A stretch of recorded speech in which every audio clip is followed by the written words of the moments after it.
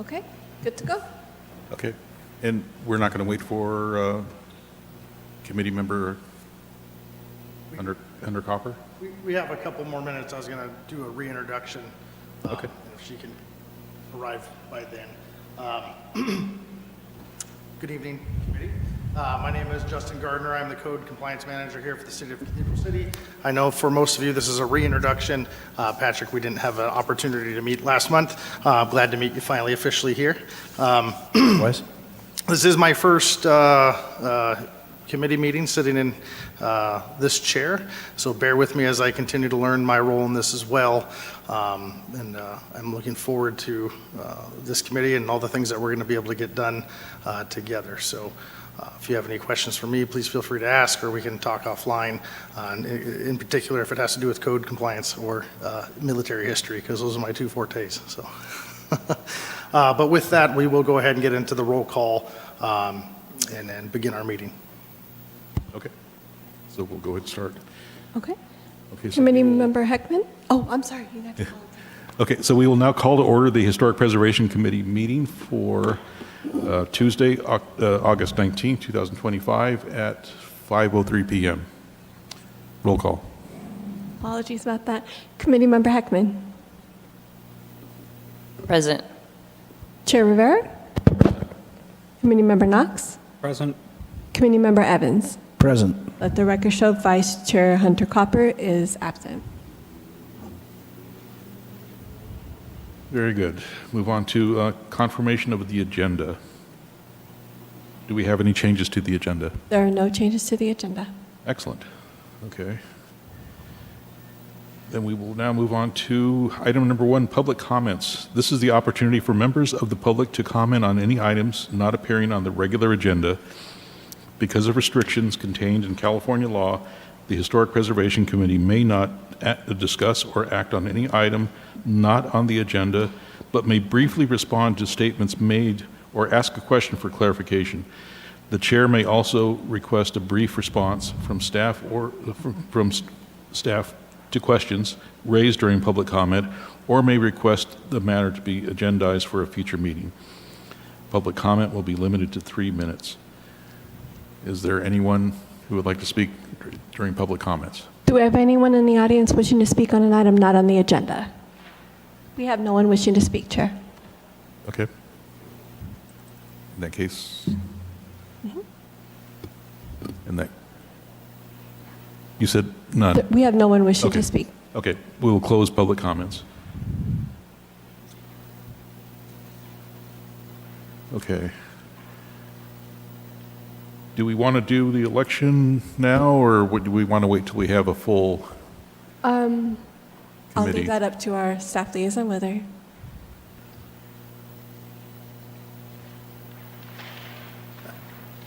We will allow a few minutes of pause to allow another committee member to join us, but out of respect to everybody's time, staff included, we want to try to stick to the timeline. Okay.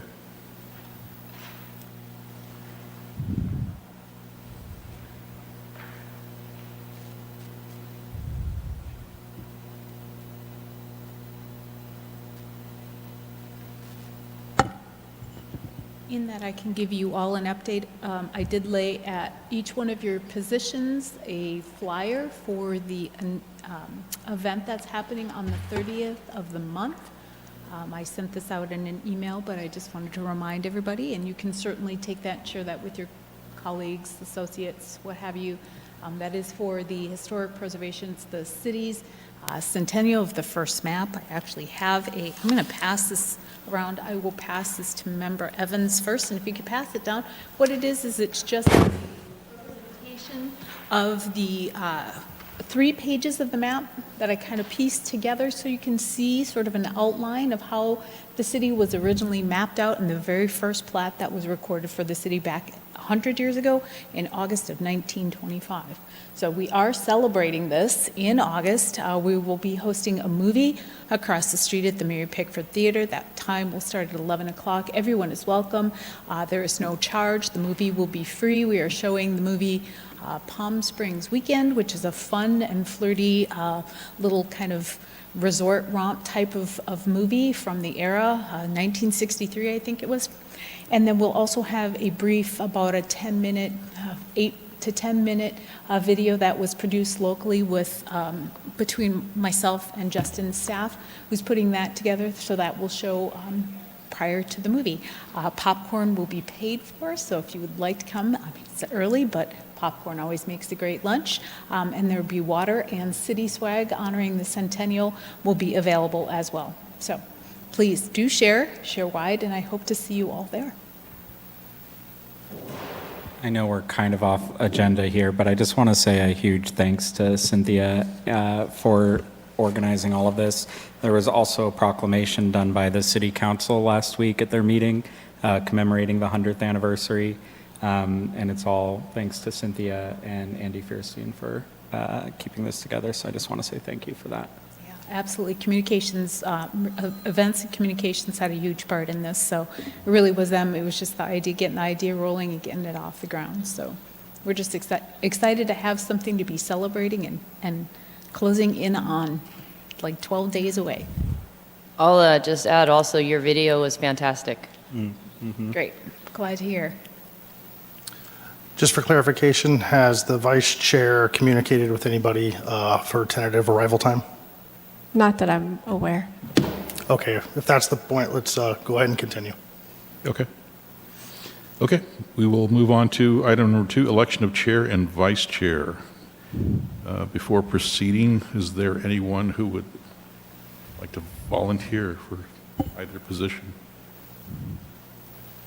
So in order to make it a little bit more smooth, we're going to focus on first the election of the chair, and then we'll move to the election of the vice chair. Okay. So is there anyone who would like to be considered for chair? You can nominate somebody, or you're more than welcome to nominate yourself. Yeah, I would like to nominate Committee Member Evans for chair. Do we have a second? I second. Okay. Give me one moment. Okay. Please vote.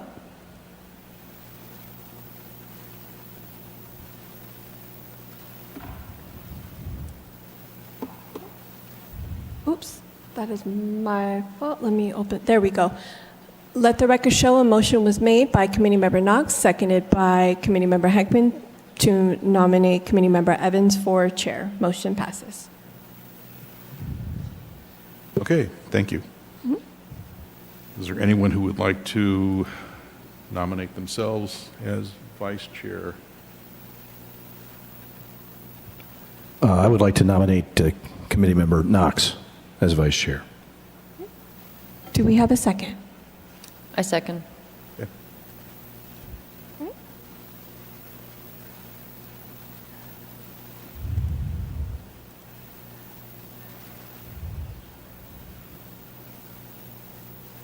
Okay, let the record show a motion was made by now Chair Evans, seconded by Committee Member Heckman, to nominate Committee Member Knox as vice chair. Motion passes.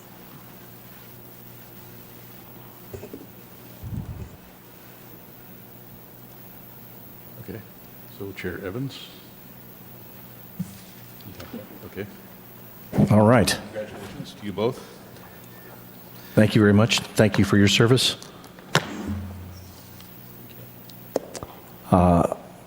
Next, we will move forward with the approval of the minutes. Everybody's had an opportunity to review the minutes from our last meeting, and I apologize for not being here. I was on vacation and out of town. Are there any questions or comments regarding the minutes?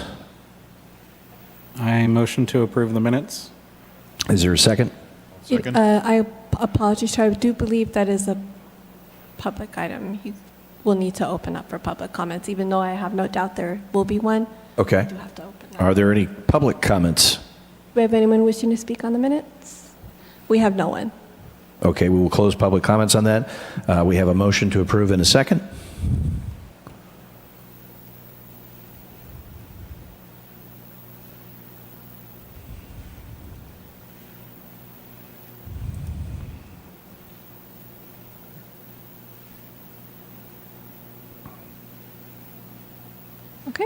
Let the record show a motion was made by Vice Chair Knox, seconded by Committee Member Heckman. Motion passes. Okay, thank you very much. Next item on the agenda is old business. Item 4A, the work plan review. We are looking at establishing work plan priorities and next steps, and I'd like to ask for staff to provide comment. Thank you and good evening. Can everyone hear me okay? Yes. All right.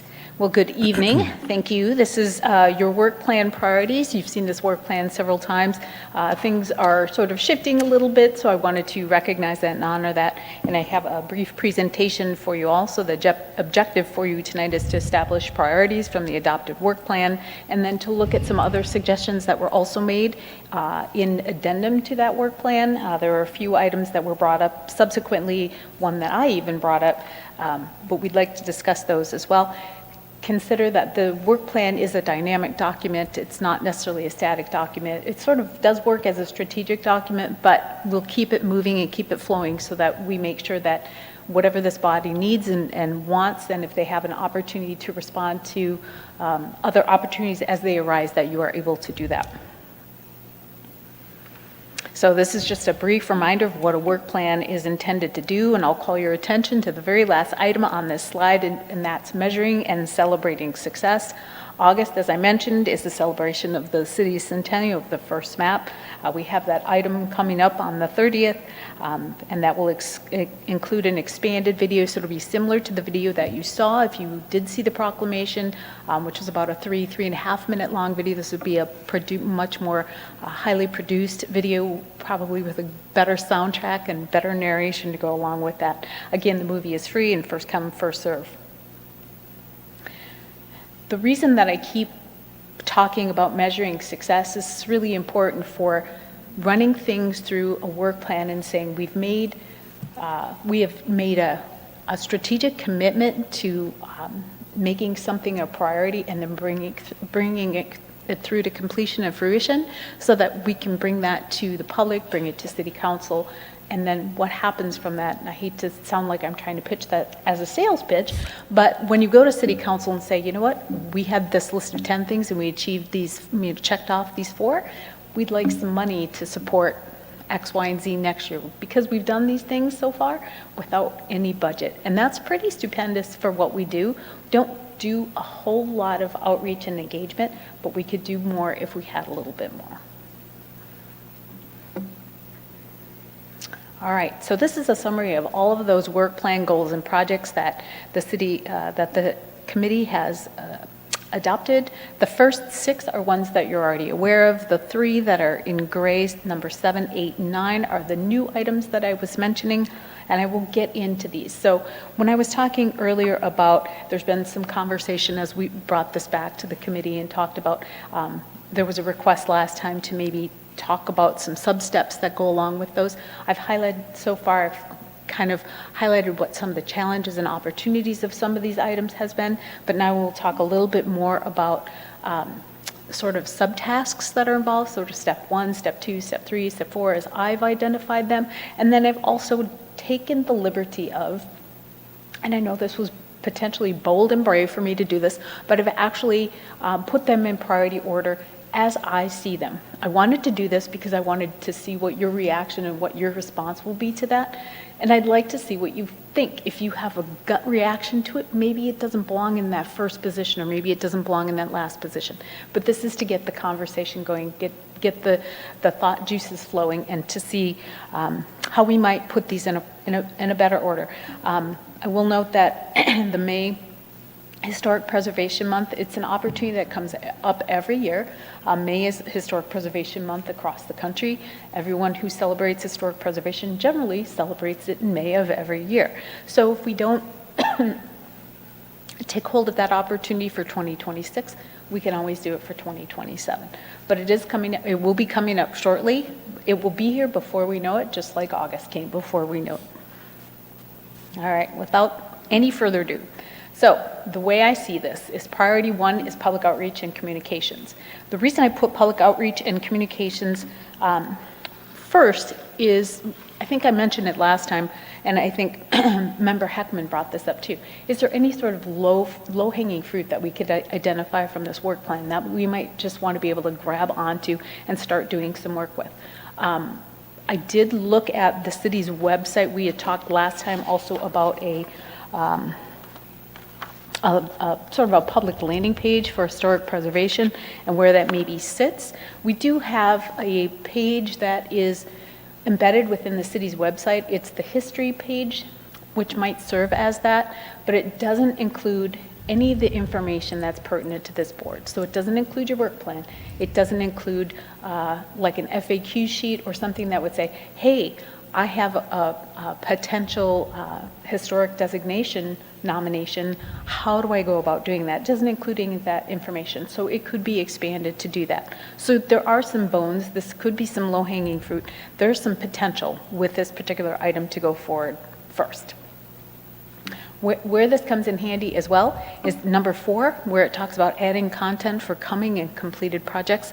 This is where we could talk about the centennial celebration, and we could post that 3-minute video or the 8-minute video, the 8 to 10-minute video that comes out later on this month. We could talk about the recognition process once you have developed what that is. You could also host your oral histories, and you could even put your adopted work plan out there.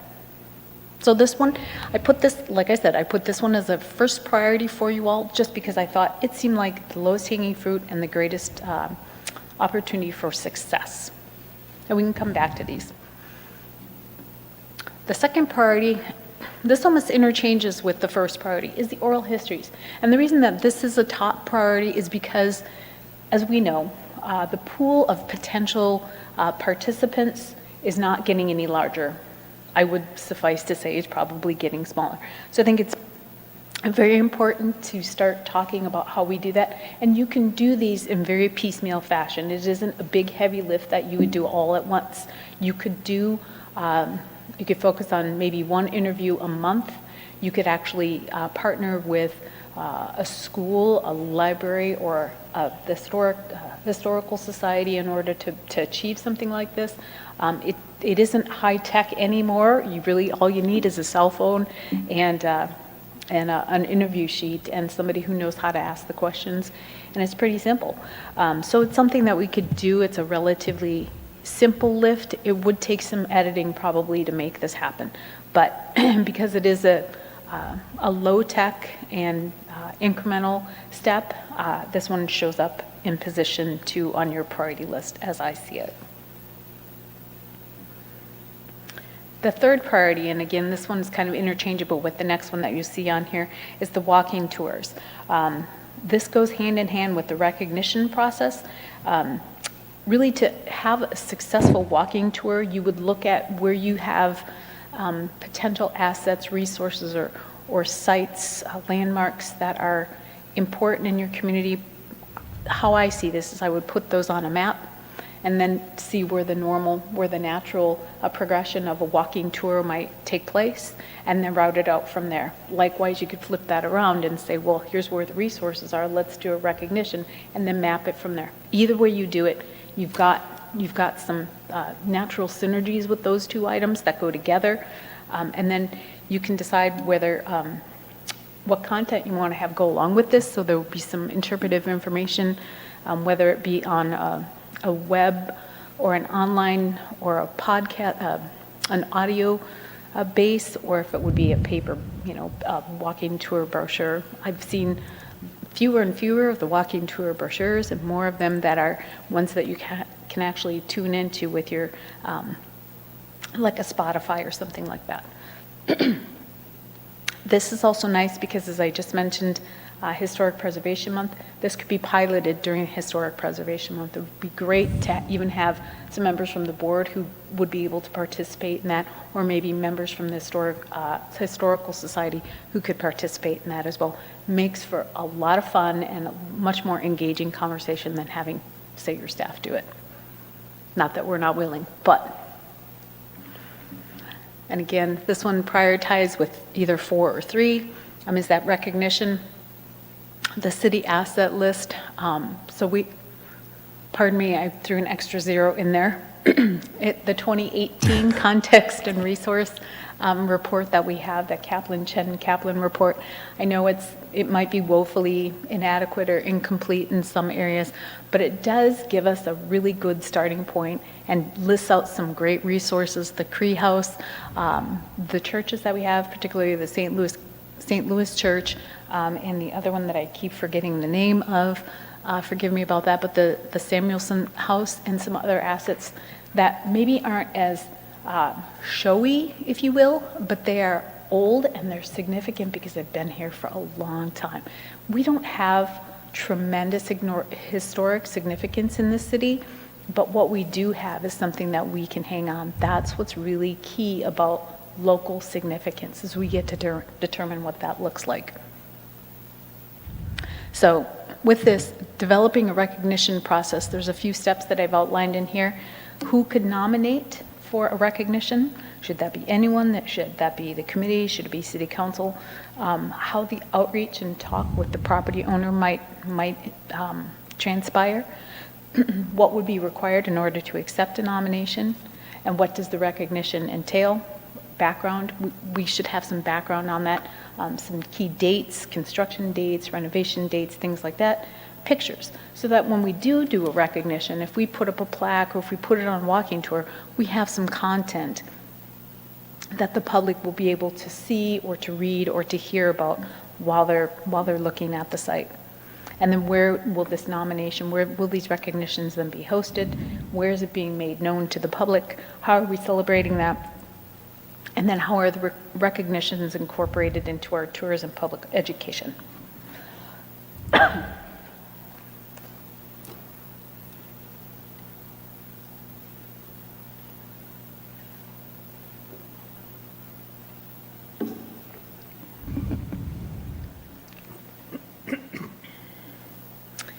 And then we talked about changing the process from designating historic districts to one of neighborhoods. And I guess in the big scheme of everything, it doesn't matter if it's a neighborhood or if it's a district.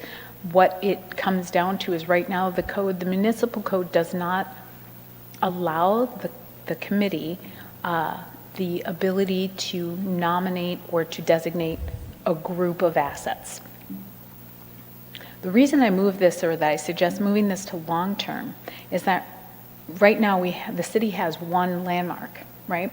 We have only one landmark in the city, and no one is knocking at our door to say, you know what, we've got this whole boatload of landmarks we want to get through. The application is holding us. There's no rush for it necessarily, so it feels a little bit premature. It might send a message that the city is trying to designate or trying to remove property rights from owners who aren't ready for that.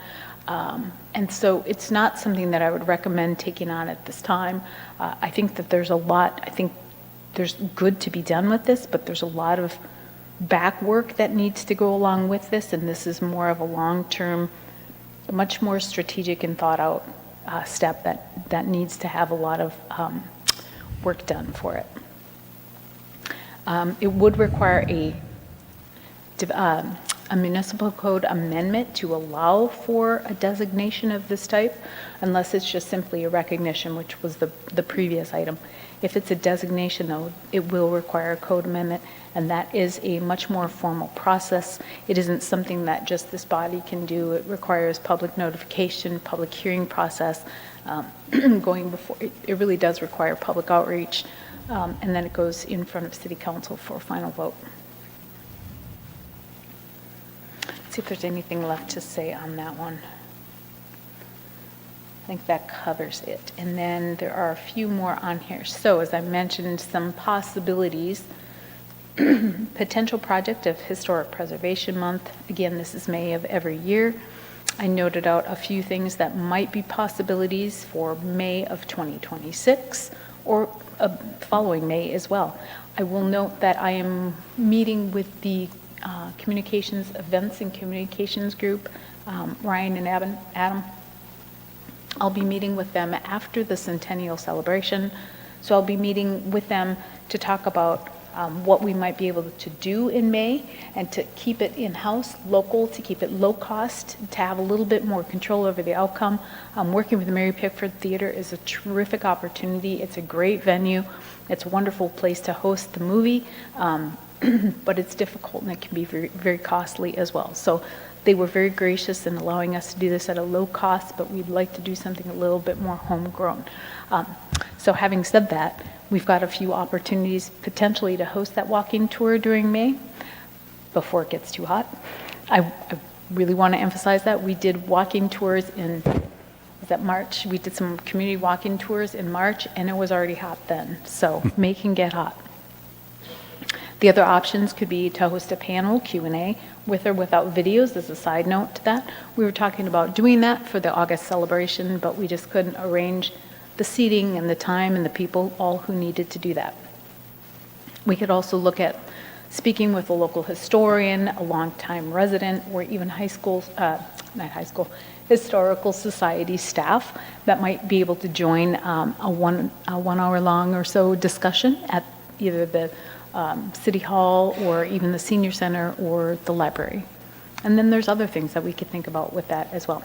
These are just some low-cost and no-cost options that I was able to think about for this particular item.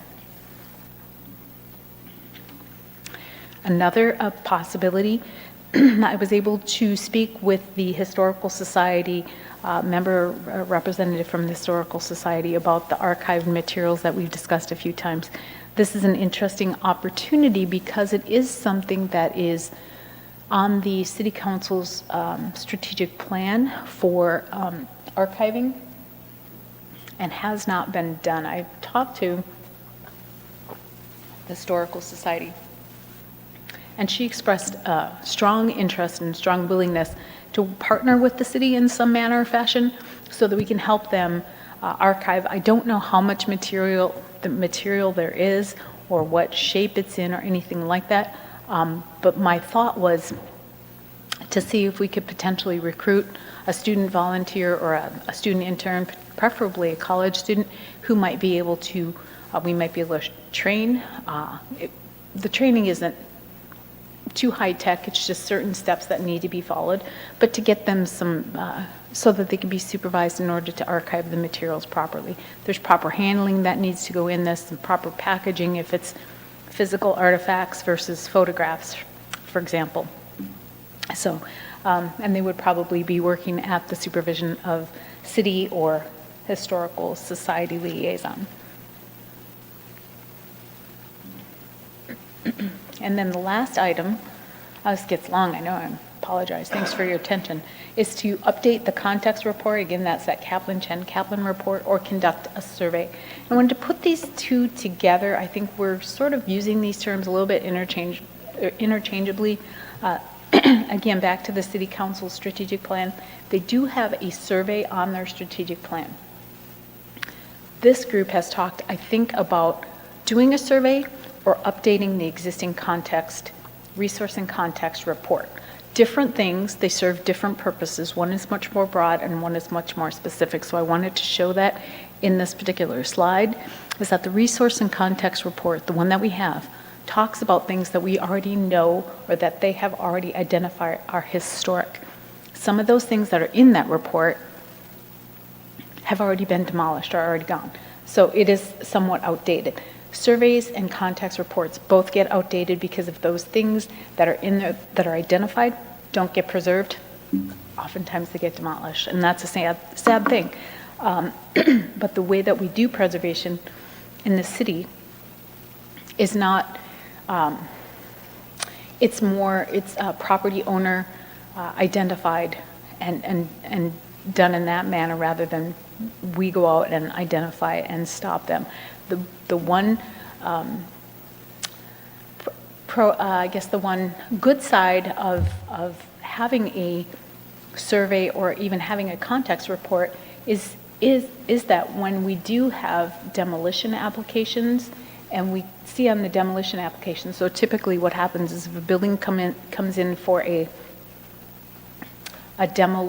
what we call a demo permit, the building staff is trained to look and find out if that building is more than 50 years old. And if it's more than 50 years old, it usually runs over to the historic preservation staff, myself or Justin, and we do a little bit of analysis to find out if it was identified in any sort of manner that it might need to come in front of this board for that demo permit. So if that were the case, then this board would need to justify, if you will, or find justification for why the applicant would be able to move forward with the demolition of that particular building. Now, many of the buildings that are 50 years old or older aren't found to be significant enough to prevent a demolition. So that's the flip side of it. It isn't just that it's 50 years old, it needs to have something that goes along with it. And that's sometimes where the resource and context report comes in handy, is that it can help guide this board's decision when that demolition piece is in part of the ordinance. So right now, it is not. So there's not a lot of advantage to either one of these two things, just the way that our ordinance is written. But the difference between the two is the survey is really broad, and it gives you essentially it's a sort of a database of many properties. It might take 100 or 200 properties, look at them when they were constructed, and note if they may or may not be significant, if there's certain things that are present that might be significant. When it comes to the resource and context report, it will dive deeper into fewer properties, so it's much more narrow and specific.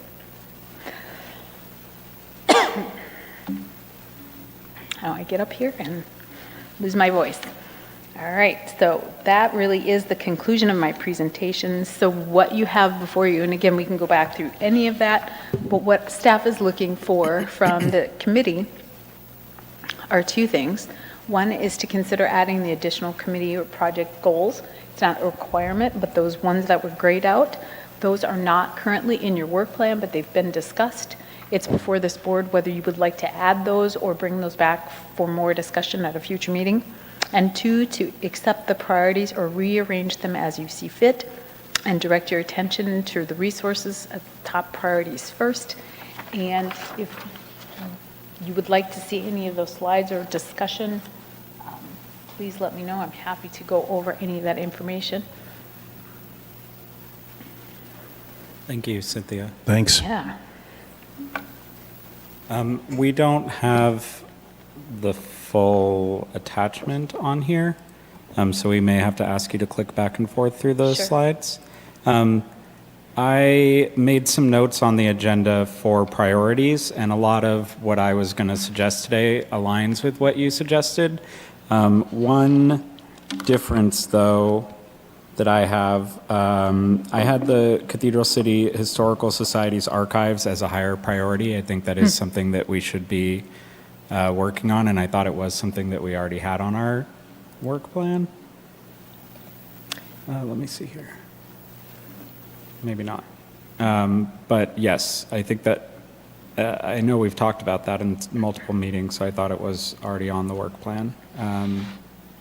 So I think that is a higher priority as it's something currently in process. The archives are in a safe location now, but it's not a permanent location, so finding a permanent location is also involved, and the amount of work to digitize these archives is significant, and the Historical Society is eager for it to happen, so I think we do need to move on that while they're interested. So if that could be a higher priority. I had oral histories as a lower priority. I think that we have a lot of work on here to begin with. I also had the website as a higher priority. I think the website plays into several of the things that we're working on. That helps with the subcommittee that's working on the application. It starts driving residents to the application. It also can publicize some of the future events that we're doing. So I think the website is a really high priority. I definitely agree that neighborhoods is a longer term priority. The survey, though, this is kind of complicated, and I know I'm jumping around a bit here. So I know that we've been using different terms, surveys versus a context report. My thought is that this is, could you go back a little bit? Did you want me to go to that slide? No, can you go back to the summary?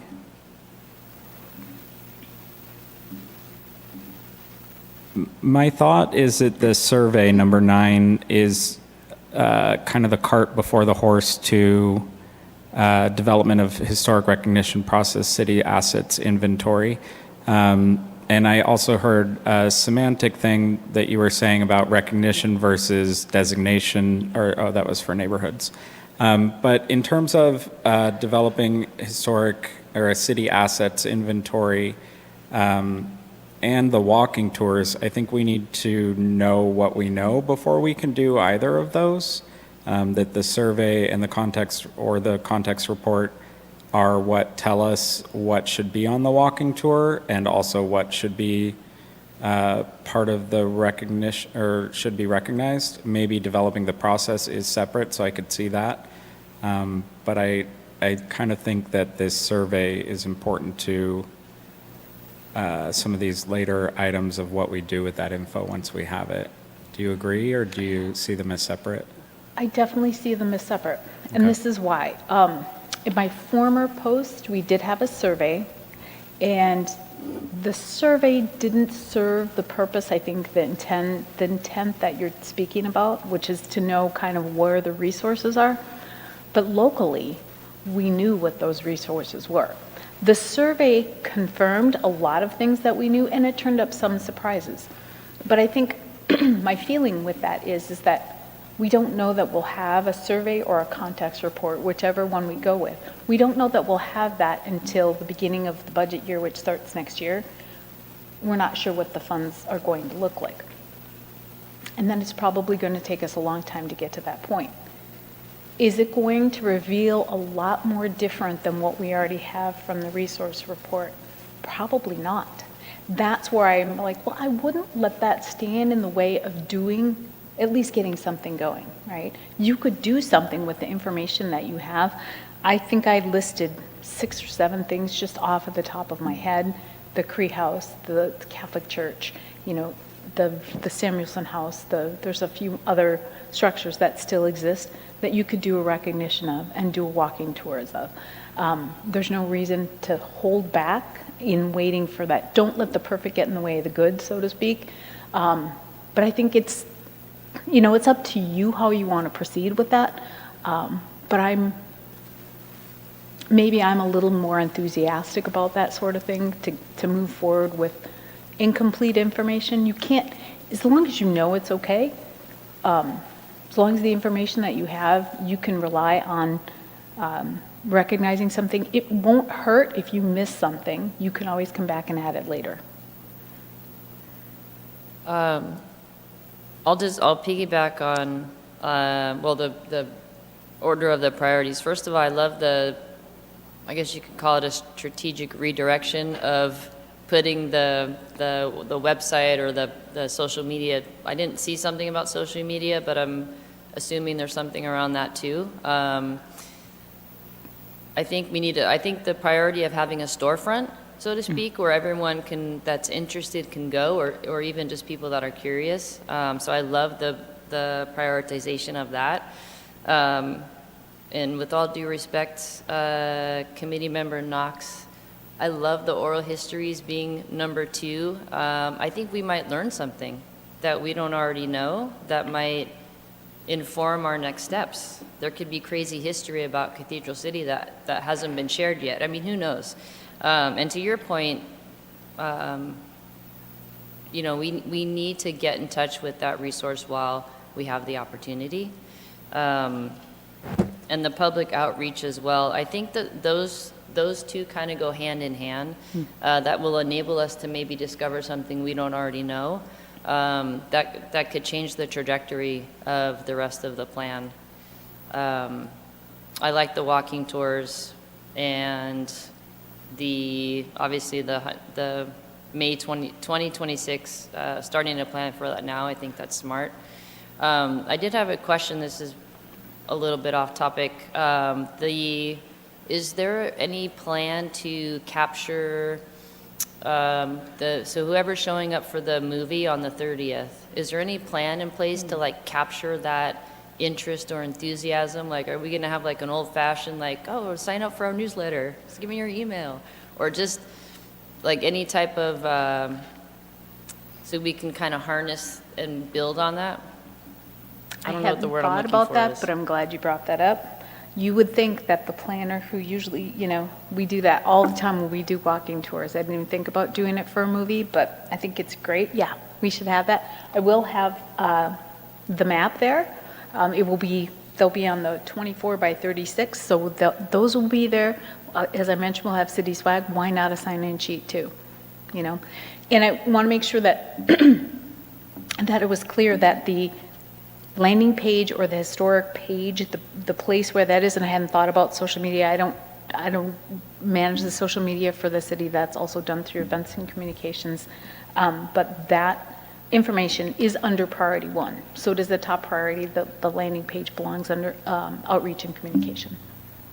So, but thank you for that. I appreciate that suggestion. Yeah, I had a couple of comments as well. So I agree that oral histories needs to be kept at a higher level, but where it is good right now, because something about oral history, when those types of presentations are made, there's a lot more engagement with the community. They're interesting. They're a little more dramatic, especially if you have a really good storyteller. And then there's also opportunity to record those and add those to the archive and to the website. So I think there's a lot of value in the oral histories. Then on a technicality, use of the two words designation and recognition, those I think don't need to be used very carefully, because moving forward, once we get into the application process, there is going to be specific use, specific context for those. Absolutely. For those two words. Yes, and just to your point, designation is a specific thing. A designation is what happens after an application for nomination is approved. It becomes designated, or it's also known as a landmark. Those terms are used pretty much interchangeably. But a recognition is something that's unofficial. So it's not a designation. It doesn't limit your capacity as a property owner in what you can paint, how you can replace your windows, how you can do your landscaping, but a designation does. So there's totally different implications to those things, and you're absolutely correct. They are very specific in what they do and how they impact a property owner.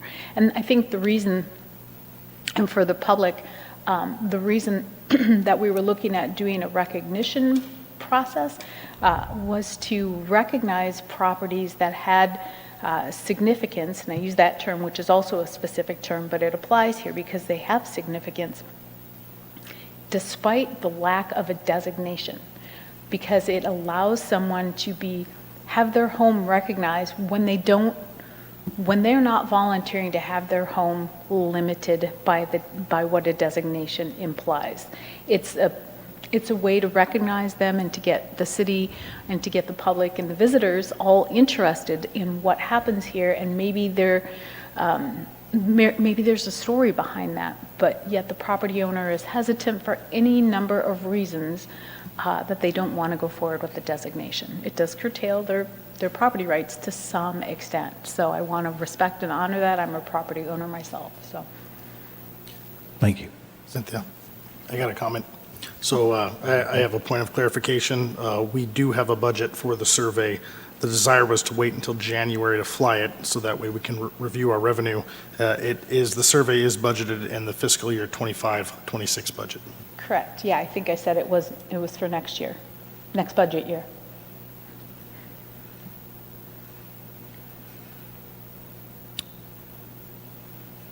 What action do we require here? So I think, what's maybe the best way I can do this? I think what I was looking at was, of the 3 items, these aren't in numerical order. They're in numerical order as they were placed on the work plan, with 7, 8, and 9 not on the work plan yet. 2 items. Do we want to include items 7, 8, and 9, incorporate those into the work plan? And how would you like the priorities? You can even just set 1 or 1 and 2, or move this one lower than this one.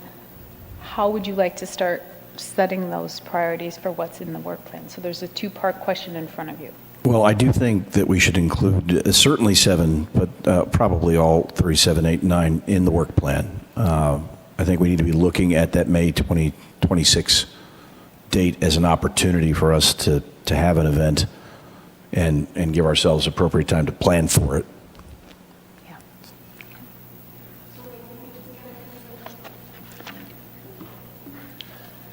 So then can we just get a consensus from the committee to add 7, 8, and 9 to the work plan?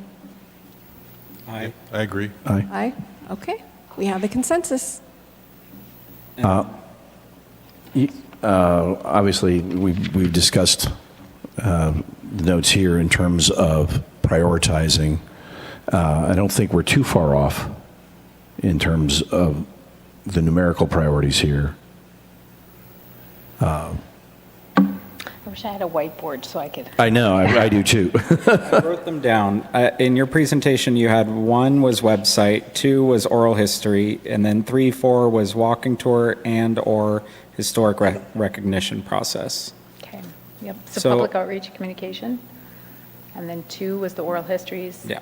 And then 3 and 4 is the walking tours and the recognition. Correct.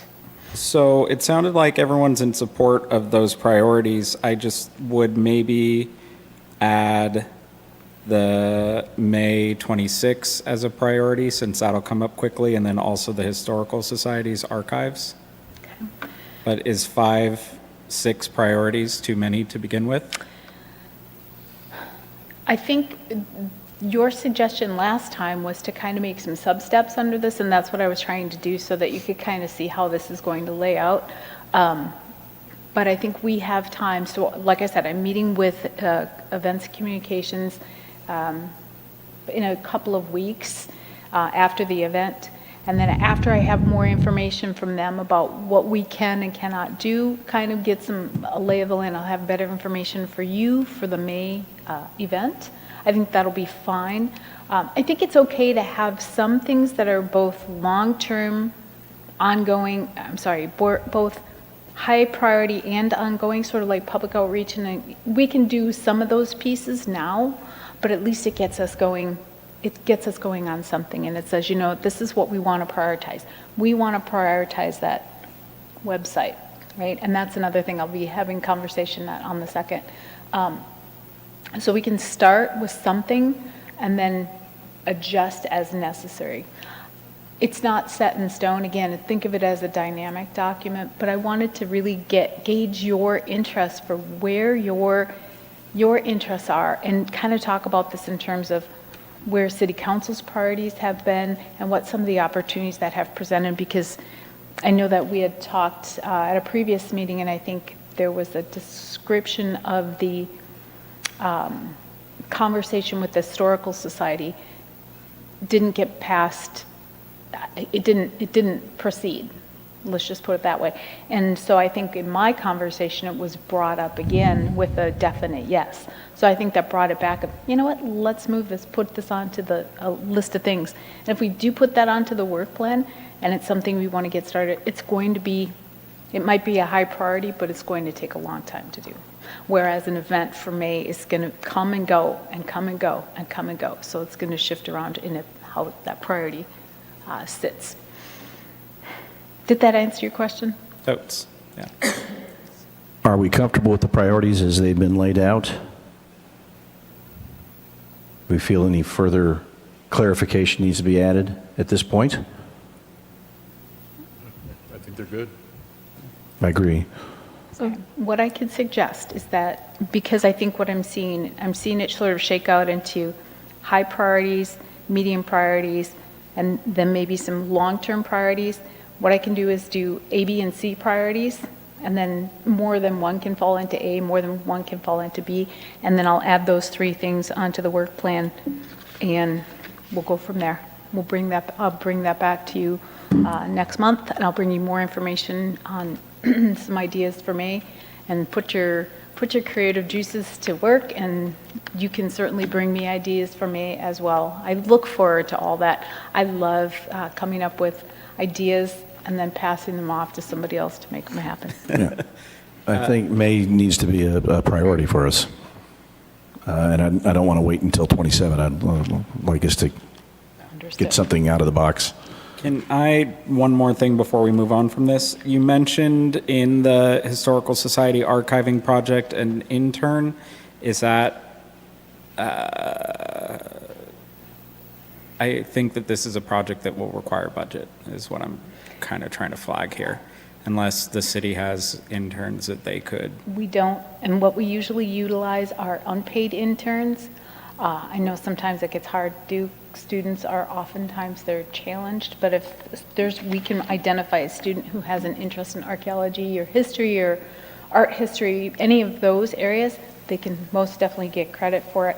This is exemplary of a project that I did as an intern, and I wasn't even interested in historic preservation, but I got interested in it from doing an archive project. So, I think also hand in hand with that is just, you'd mentioned that we're not really 100% certain what all of those resources are. And so I think maybe the intern can help to kind of catalog what is available from the Right. Historical Society. And yes. so, And I think, honestly, I'd like to see what's there, just to get an idea. I think Member Knox has an idea of what's there. Is it boxes? Is it a half a garage? Is, a couple of boxes? I know every time I think I've got my own personal archives under control, I find a new box. So if that be the case, they are very, very, very time consuming. So I really should check on it. I believe it's 10 to 20 boxes, somewhere in there. okay. that's more than a semester. Yeah. Yeah, that's quite a bit. Yeah. All right. Any further comments? I had a question on the RFP. I think I'm getting a little bit out of order, but the RFP, can the committee have make any suggestions on who could be included on that list? Yeah, absolutely. So I think at the last meeting, a director was mentioning something about drafting up that RFP in anticipation of that. Typically, we have some funds identified for that before we draft an RFP, so you understand what the scope of that might be. But we can certainly look at coming up with sort of, if you'd like to do, we could proceed with like an RFQ first, request for qualifications rather than proposals, just to get a feel for who's out there and who might be interested, so that when we do send it out, we've got a list of targeted organizations that we would send it to. So that's one way we could do that. We could just blind send out that RFP as well. But yeah, I think he was, and I think Justin is as well, as I am supportive of how that RFP gets crafted. It's going to be up to this board.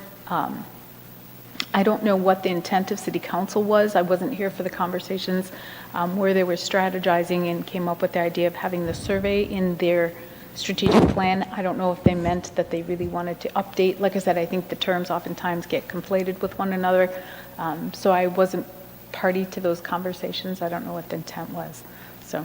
And I asked this question very carefully with this one caveat, because I know someone who is very highly qualified, who I think would be perfect for this. I don't want to cross that threshold of conflict of interest, or even the appearance of a conflict of interest. Yes. I don't want to get into that. I understand. So Fair. I would appreciate advice from staff on Certainly. that. And we can talk about that. Yeah. All right. Well, Any I will- further comments? I'm good. Just like to add, for the oral histories, if you do have interest in videotaping those, our Cathedral City High School has a pretty impressive digital arts and media class, and the professor, or the instructor there, Lee Wilson Jr., I've talked to him offline and kind of pitched some of these ideas if his students were interested, so that might be another avenue to explore. Terrific. That's great. We ask for public comment. Do we have anyone in the audience wishing to speak? Oh, we do, Chair.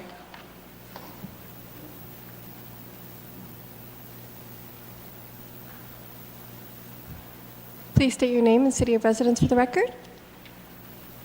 Hello, hello, hello. My name is Sue Townsley. I'm from Cathedral City. Regarding the walking tours, I just want everybody to know that a few years back, Rita Lamb, one of our council members, and she is for District 1, she wanted to make a walking path on Chuparosa Lane, which is just an alley, and it goes from Terrace in the Cove down to City Hall. And the drawings were done by the city. They're absolutely gorgeous. It all had to be put on hold because it was too cumbersome. Many people park in the alley. Some of the garages lead into the alley, so it's a little difficult. But remember back in the 40s, there was that gateway over 111? They were going to put that gateway at the beginning from the city walking up Chuparosa Lane, and it would have just been fabulous. So I'd like you all just to look at it if you could. And that gateway as well, back when Pat Milos was here, gosh, 2013 maybe, he wanted to put that gateway over Cathedral Canyon going into the Cove where it would say Cove on top of it. And it didn't happen, but the city has been supportive all along. It's just a matter of making it happen. So thank you, guys. Thank you, Ms. Townsley. Thank you. Any other further public comment? We have none, Chair. Can we respond to public comment? Are we allowed to? No, unfortunately, I don't think Okay. you're allowed to respond. Is there any further direction for staff before we move on? And there's no required motion here. Okay, moving on to new business, item 5A. This is informational item, 139 club panels, and we'll receive our report from staff. Back again already. And I have a little gift for everyone. I promise it's not a bribe. Whoop, I'm sorry, wrong one.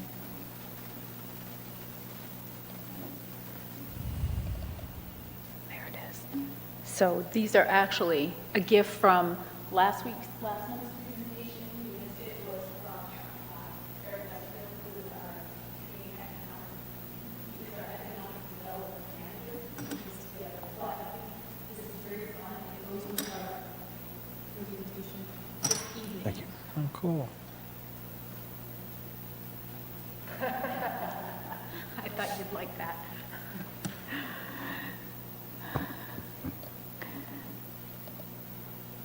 Oh. All right. So, just recently, city council, city staff met with representatives, one of them who's actually here, and Ms. Townsley was mentioned in this context as well. We met with representatives who are familiar with the history of gambling halls and clubs in Cathedral City. Of note were the 139 Club. Also, there is known the Cove Club and the Dunes Club, who also operated in Cathedral City. And if you saw the presentation from the proclamation, you'll see that I did a couple of slides on that as well. You'll be familiar with this piece of the city's history. So right, wrong, or otherwise, it is part of the city's very intriguing history and is part of our story. While the buildings that housed the clubs did not survive, 29 wall panels that are described in the staff report did survive. This image is of the 139 Club, which housed those 29 panels and are subject of this report. And the 139 Club housed the former wall panels. They were signed by several celebrities of the era. This information is also available in your packet. So I thought the chip was perfect this evening. So the 139 Club opened under Earl Saucer in 1939, and it operated at the corner of Grove and East Palm Canyon.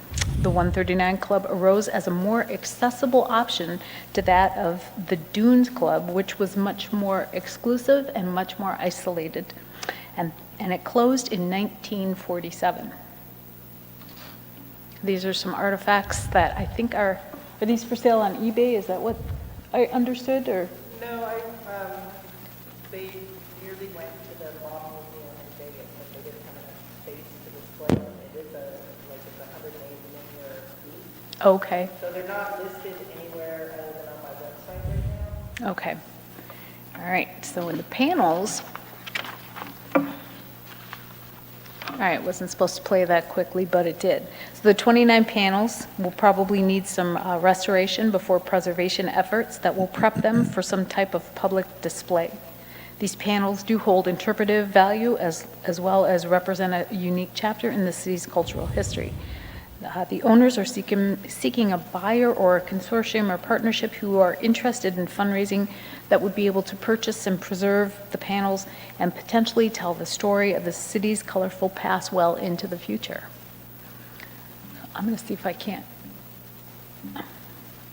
get it to, sorry about that.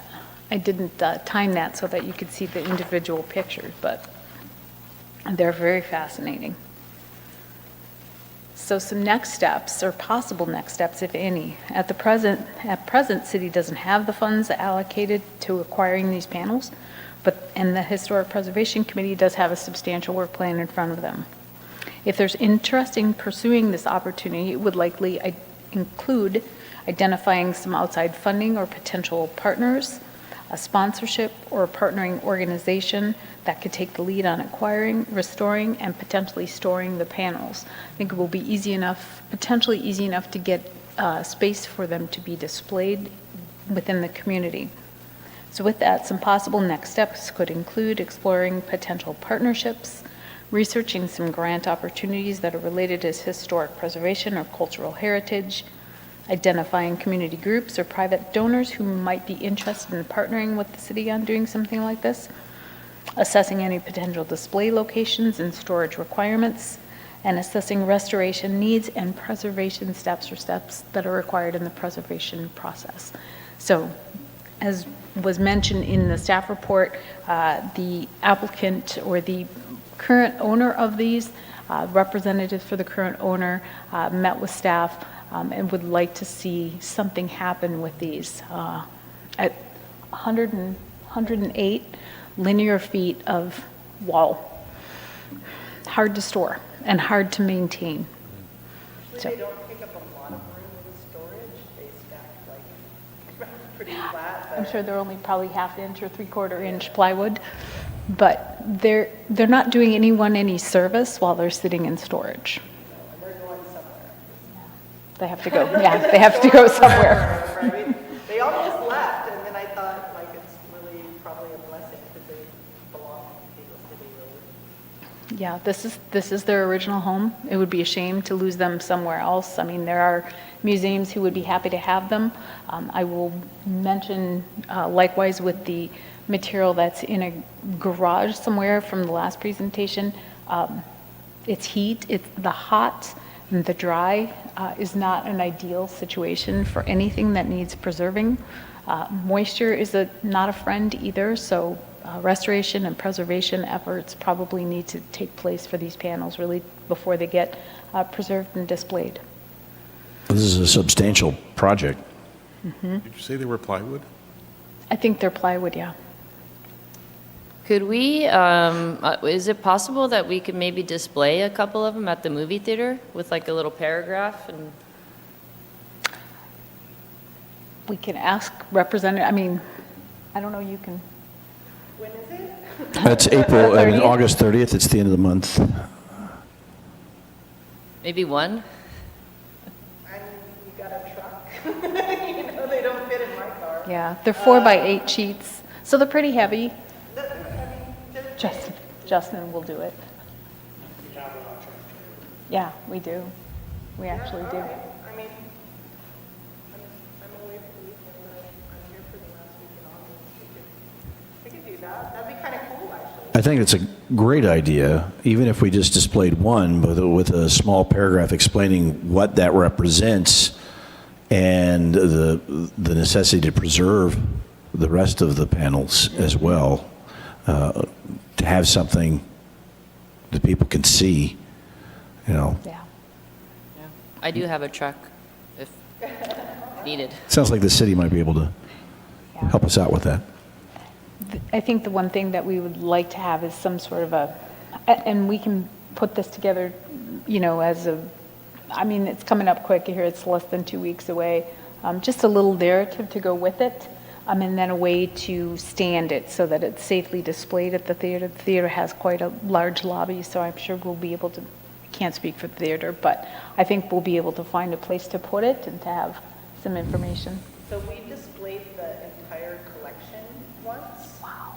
I know, it's amazing, and just standing in the presence of all that. Come on up. really- Well, And then I- you- we no, can I hear just, so I have clips that what we did was we took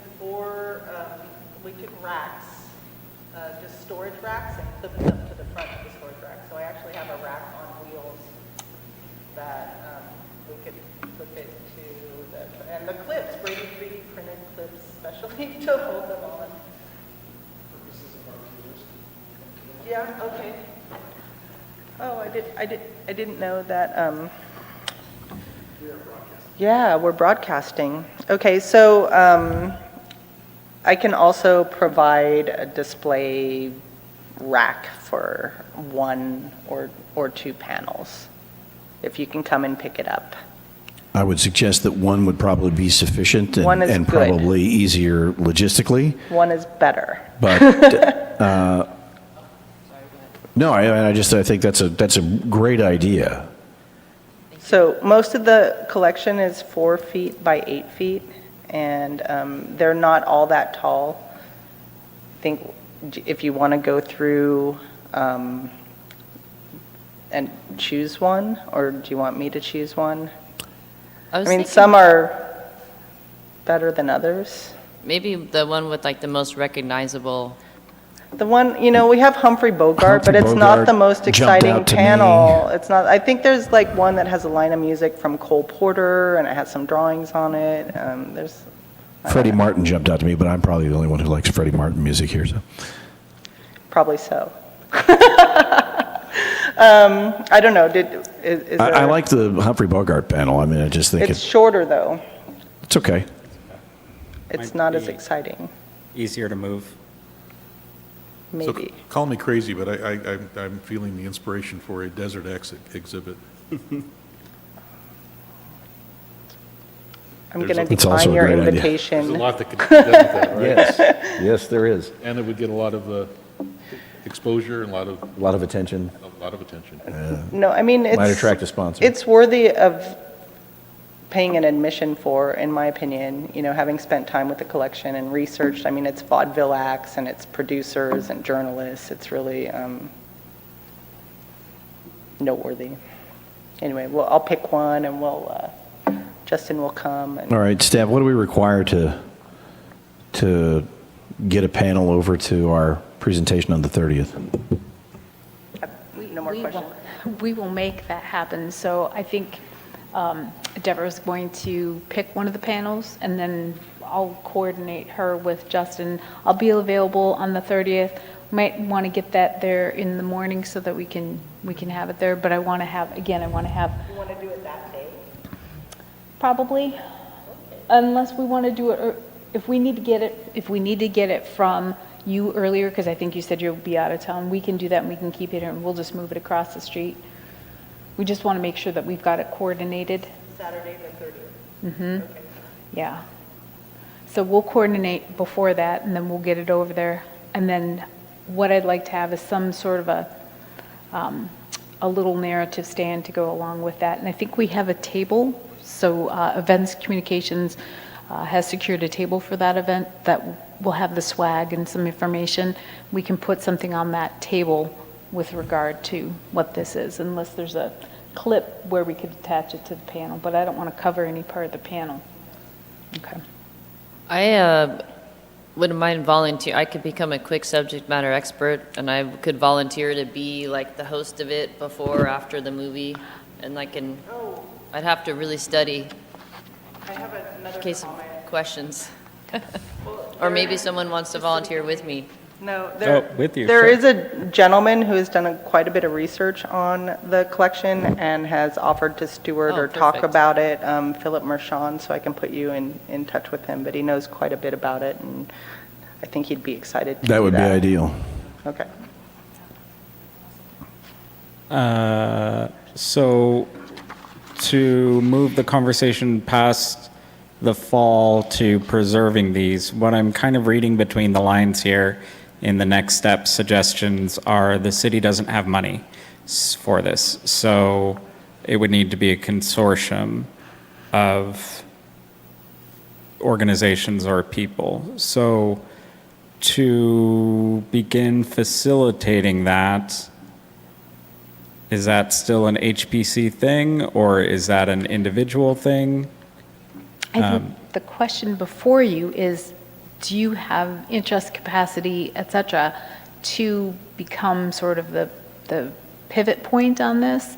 I think you are the logical body at the city to do this, since it is kind of in your expertise.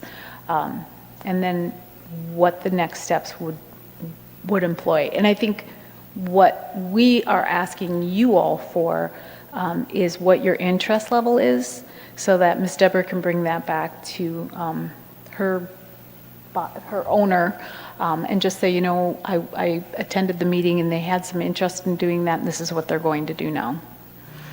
So, I think there's definite interest. Yeah, I mean, think so. They're historically really valuable and pertain directly to Cathedral City, so. Yeah. And they're cool. And they're cool, yes.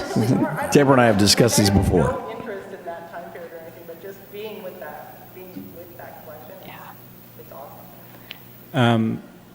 So then the next step with that would be to determine a price and then determine interested parties that are able to help meet that price. So I think, yeah, I mean, that seems like it would be kind of the natural next steps, but I think what's really in front of you is just to gauge what your interest level is, and then maybe have the conversation at the next meeting on brainstorming who you might want to work with. So between now and the next meeting, you can have conversations amongst your networks and say, you know what, we've got this opportunity, we'd like to do this. Who might we work with, talking potentially to the library, talking to the museum, talking, to any of the other partners that you might know in the community, and start putting out some feelers yourselves. Then when we come back together next time, we can maybe put together a game plan from that, or at least take the next steps of a game plan. Well, let's formally express the committee's interest in exploring options. We can definitely agendize that for further discussion on acquisition and what we're doing moving forward.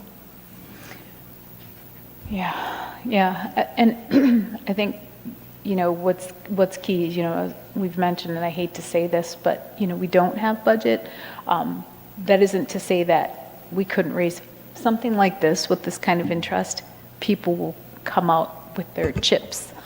They'll come out with their cash, they'll write checks for this type of thing. And I think, getting some energy behind that and getting the word out about what this is and what this means to the city, I think we'll start that. But you all might be the pivot point for that, and that's why we were talking to you about this today. Well, let's reach out to the owner and see what the best next steps are. I think certainly the committee's interested. So given the history of the panels,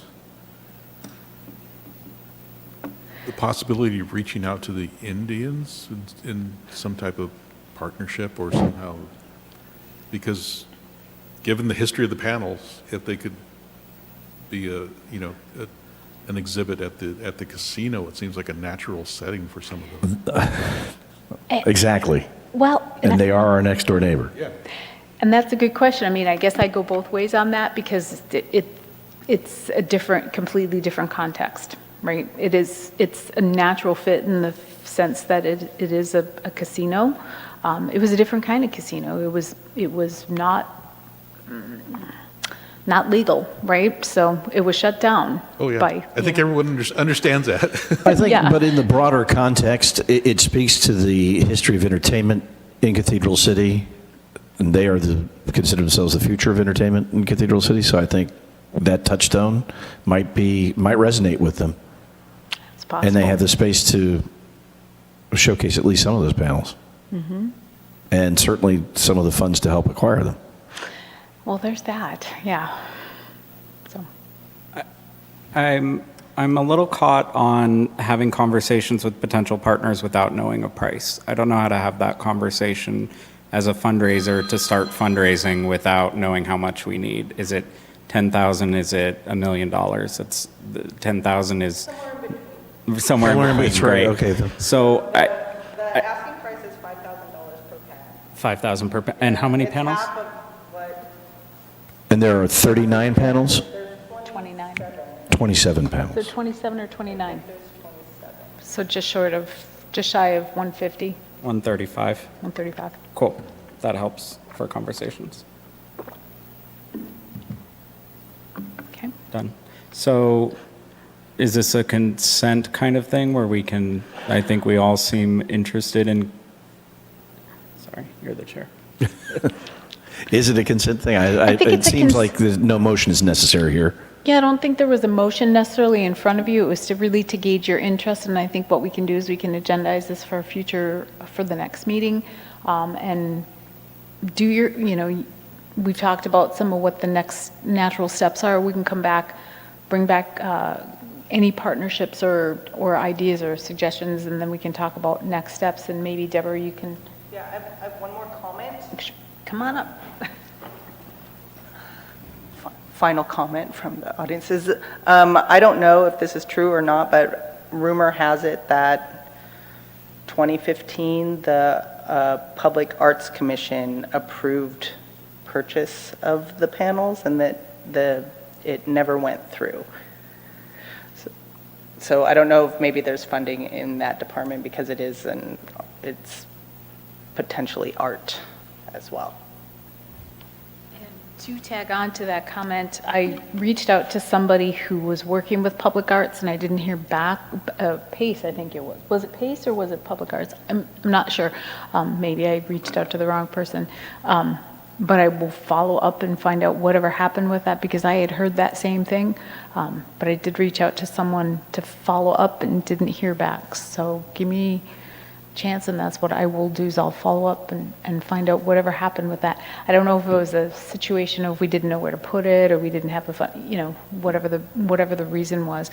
A lot of times what happens, and I can't speak to this one in specific, but they may have generated the interest. This is why I couch it in this manner, is that, okay, if we're going to do this, these are all the steps that are needed in the interim, because we don't have the money, we don't have the place, but it is something interesting, so these are the intermediate steps that would need to be taken in order to make this happen. Okay, well, we'll research that, and we'll have this put on the agenda for the next meeting.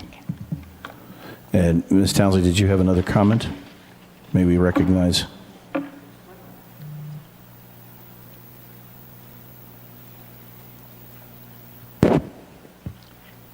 I was on the Public Arts Commission then, and Greg Murphy is the one who presented it. It was a fabulous presentation, and at the time, the Arts Commission had zero money, zero funds. Everything went through council. We didn't have any money. My memory is that we voted to send it forward to council, and I don't think it even went there. However, I have spoken to council members I won't mention who are very supportive and think that, you mentioned Mary Pickford, when we have the International Film Festival, have people sign blank panels, and also when we have our musicians at the amphitheater, to have them go over and sign with a ceremonial kind of pen. So, and those are two council members who are serving now, so thank you. Thank you.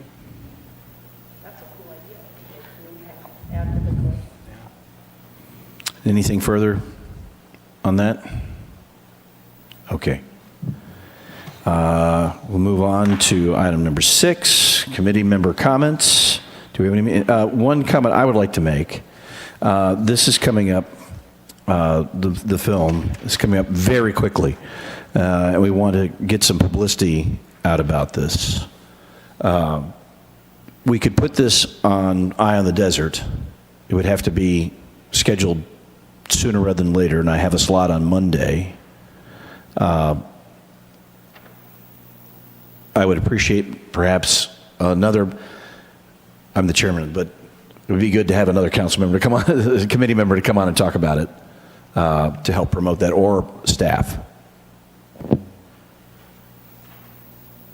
Are there any volunteers who would like to come in Monday to the TV station at 11 o'clock and tape a segment so that we can promote the film?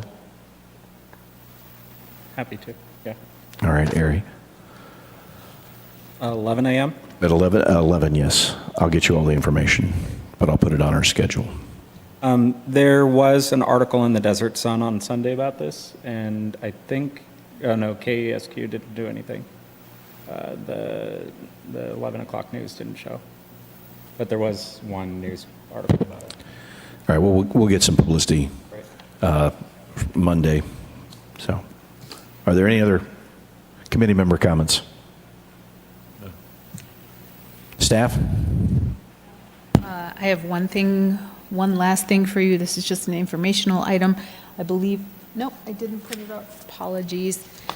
I will pass this out. This is information on the application. I'm providing this to all the members of the committee because the subcommittee, although it is the task of the subcommittee, I did want you all to be aware of what it is. So we have what it is a paper application. It's this guy. It was the former application. This is the form that we used to use for designations, de-designations, or removals or certificates of appropriateness. Again, we've only had one application. And then there is also some information along with that that talks about how what's here coincides with what we have in the municipal code. So there are two different, I'll sum it up this way, there are two different steps that need to take place in order to make a designation. One is that it has to fit at least one of criteria A through G, which are listed on both the application and on the summary sheet that I'll pass out to you. And then it has to fall into a category of whether it's a class 1, 2, or 3 historic structure. And those are just the two things. So it doesn't mean everything over 50 years it would qualify, but you have to be 50 years or older as a structure, not you, but as the structure has to be 50 years or older, and there has to be some sort of significance as the criteria. So those two findings are the best way I can simplify how the application process works. It should be a somewhat straightforward application process. I understand that staff who was here previous several years back may not have had the understanding of historic preservation or how that works, and but I think we have different staff with different expertise currently. So I'm happy to answer any questions. I'll pass this out to you all so you can take a look at it. If you have any questions about this information, feel free to reach out to me. Okay, thank you very much. Any further comments? Do we need a motion to adjourn? The meeting is now adjourned at 6:23 p.m. Thank you all.